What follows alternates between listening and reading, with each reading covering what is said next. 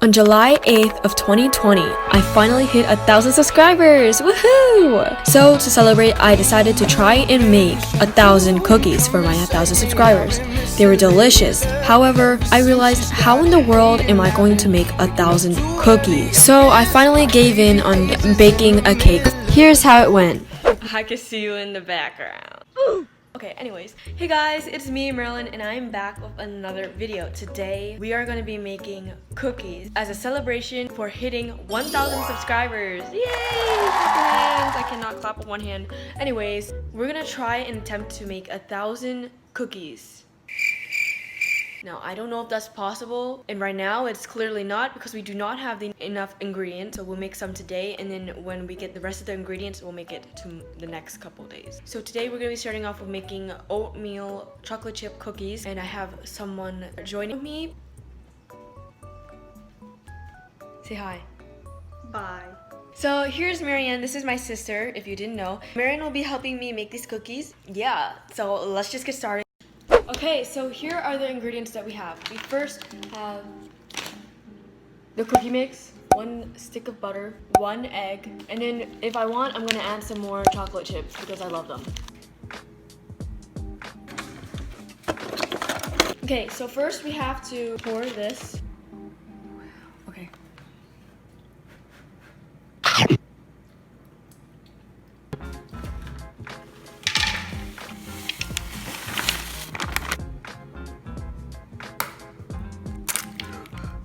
According to the recipe, we needed to heat our oven to 375 degrees. So here I am taking out the trays and rearranging it so that we can have room to put both pans.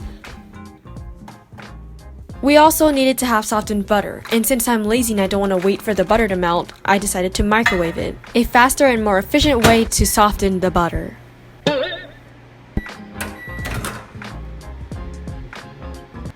think this is good? Add everything into the mixing bowl, and of course I could not resist eating the ingredients, especially chocolate chip. They're delicious. Once all the ingredients are in, mix everything up. While I was doing the mixing and the mixing and whisking, Marianne is preparing the pans so that we can put the cookie dough onto it.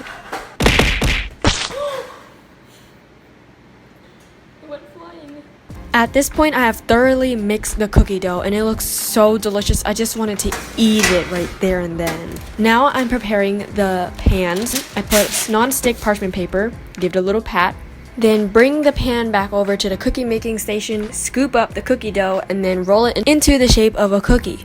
And at this point, me and Marianne realized, how in the world are we going to be able to make 1,000 cookies? First of all, in order for us to do that, we have to roll them into little cookies, and that's not yummy at all. Little baby cookies won't give you the delicious, juicy taste of the cookie. So we're just going to keep it at big cookies for now.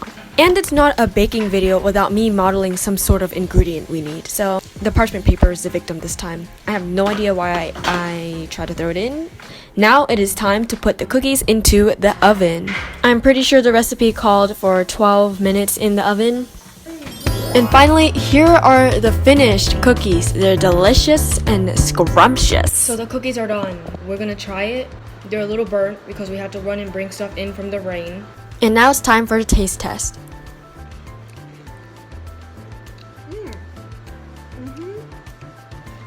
Me being me, I got a second cookie because I couldn't resist it. You didn't see that?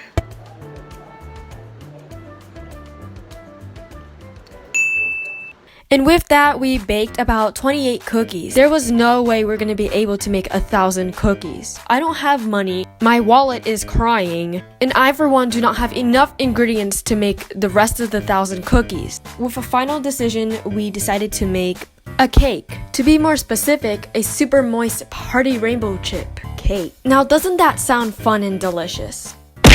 Let's get started. I found this super nice circular pan that we can use to pour the cake into. And of course, Marianne's gotta be violent.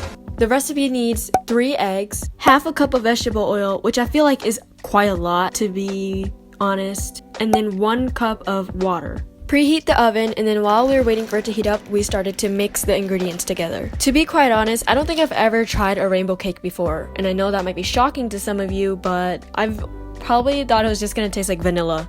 Once I finally opened the bag, I poured it into the mixing bowl, and you can see the rainbow remnant. Pour 1 cup of water in, half a cup of oil, and then 3 eggs. Now I'm using this really handy dandy mixer thingy. The mixture already had this really nice cake smell, and it smelled so good. To assemble the mixer, you just put these little guys in, simple, and then plug it in, and then you can start mixing.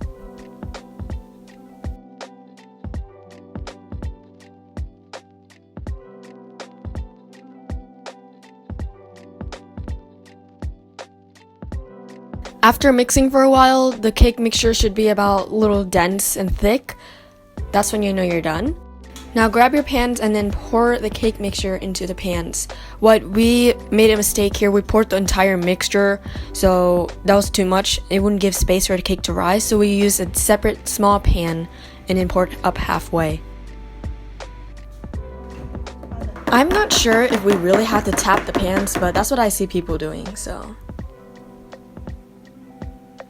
Once everything's all ready, you can plop the pans into the oven. I think the recipe told us to leave it in there for about 33 minutes. So while that's cooking, we decided to make the cream cheese icing. Here are the ingredients you'll need: cream cheese, confectioner's sugar, vanilla extract, and that's it. You will need to cut your cream cheese so that you have 6 ounces of it, and then you're gonna need 4 ounces of butter. Measure about 1 cup of confectioner's sugar and pour it in. At this moment, the cakes have finished baking, so we took them out and saw that they were deliciously golden brown.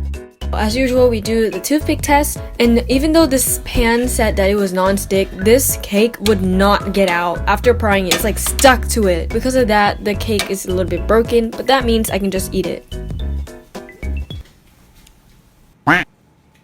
Now back to making the cream cheese icing. You want to pour 1/4 teaspoon of vanilla extract and then mix it all up.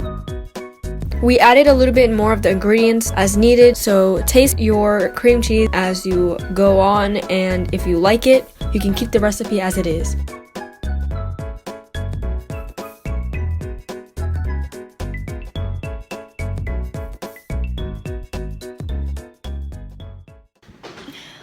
Let's get icing. Here we have the finished cakes. We got a big circle one, and then since we have some extra, we have this one. We have the cream cheese.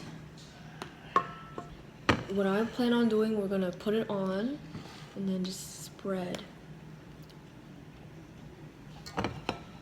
Not too much, Marian. Not too much. Are you doing 1K or 1000? So Marian's she's making the icing for. We're gonna write out 1000 on it, and we're gonna put it in pink. So here are the icing colors. Now it's time to get icing and piping. I found this process really therapeutic and very satisfying, just piping the icing onto it. Now I'm not a professional baker, so obviously this cake is not the best looking. We didn't have the right icing tools to spread the icing. First of all, as you can clearly see, it's not evenly spread.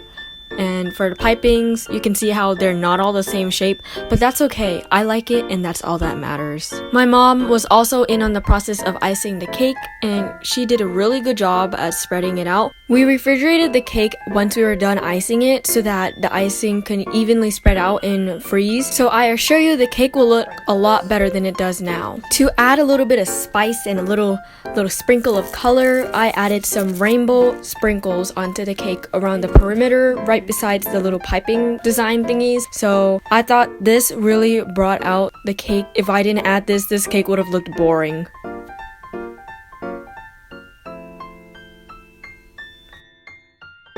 And now it's time to pipe out the numbers 1000 onto the cake. Before I started piping the numbers, I did not think about spacing, so I made the 0 really fat, as you can see. I did not have enough space left to put the rest of the numbers. Now this 0 is a Skinny Legend one. And then this one was just downright horrible. No space left for that 0. So my mom, being smart, she got a toothpick and scooped up the mess up that I made, and then I just fixed it up again. I went back in with the icing to make the numbers a little more thick, And here is the finished result.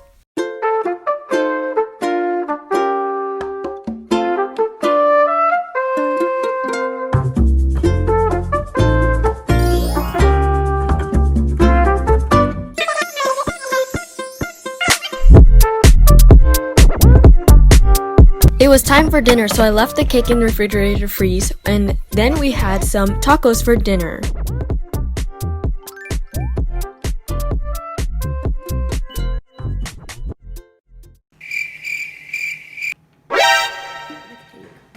It's dessert time, finally! I did the honors of slicing the cake, and honestly, I feel like this job is just the hardest. You have to get the right shape, the right slice, and then try to take it out of the cake without ruining the slice. But as I slice the cake open, you can see the little rainbow sprinkles scattered throughout the cake.